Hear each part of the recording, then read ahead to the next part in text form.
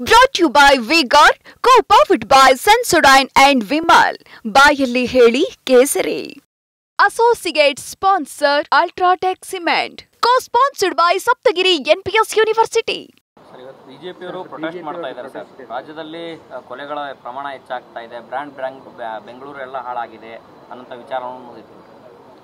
ಇಲ್ಲ, ಪ್ರತಿಭಟನೆ ಮಾಡೋದು ಅವರ ಹಕ್ಕು. ಪ್ರತಿಭಟನೆ ಮಾಡಬಾರ್ದು ಅಂತ ನಾವೇನು ಹೇಳ್ತಾ ಇಲ್ಲ. ಅದಕ್ಕೆ ಸರಿಯಾದ ಸಮಯದಲ್ಲಿ ಉತ್ತರ ಕೊಡ್ತೇವೆ.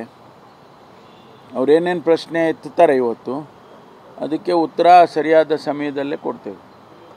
ಈಗ ನಿನ್ನೆ ಕೆಪಿಸಿಸಿ ಅಧ್ಯಕ್ಷರು ಸರ್ ಎಲ್ಲ ಸಚಿವರುಗಳಿಗೂ ಕೂಡ ತಮ್ಮ ಜಿಲ್ಲಾ ಉಸ್ತುವಾರಿಗಳಿರುವಂಥ ಜಿಲ್ಲಾ ಕಚೇರಿಗಳಿಗೆ ಭೇಟಿ ಕೊಡಬೇಕು, ಕಾರ್ಯಕರ್ತರ ಅಹವಾಲನ್ನು ಸ್ವೀಕಾರ ಮಾಡಬೇಕು ಅಂತ ಒಂದು ಖಡಕ್ ಸೂಚನೆಯನ್ನು ಕೊಟ್ಟಿದ್ದಾರೆ.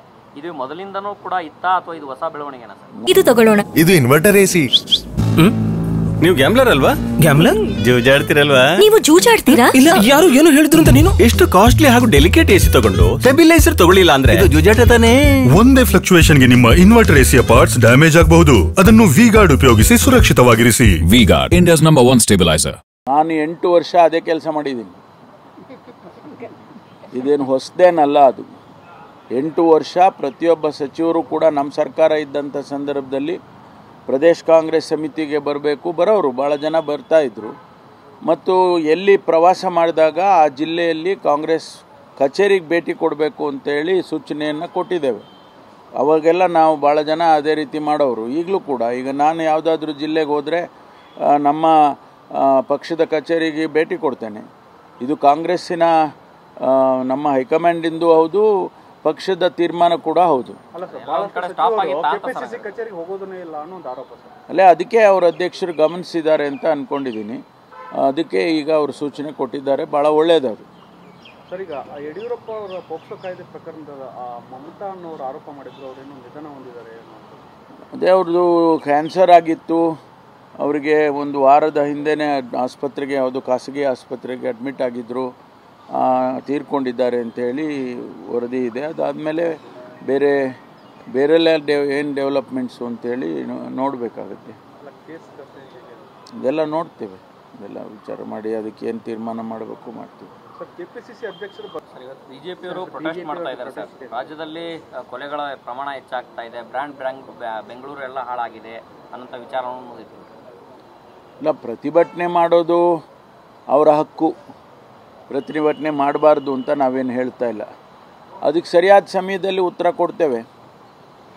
ಅವರೇನೇನು ಪ್ರಶ್ನೆ ಎತ್ತುತ್ತಾರೆ ಇವತ್ತು, ಅದಕ್ಕೆ ಉತ್ತರ ಸರಿಯಾದ ಸಮಯದಲ್ಲೇ ಕೊಡ್ತೇವೆ.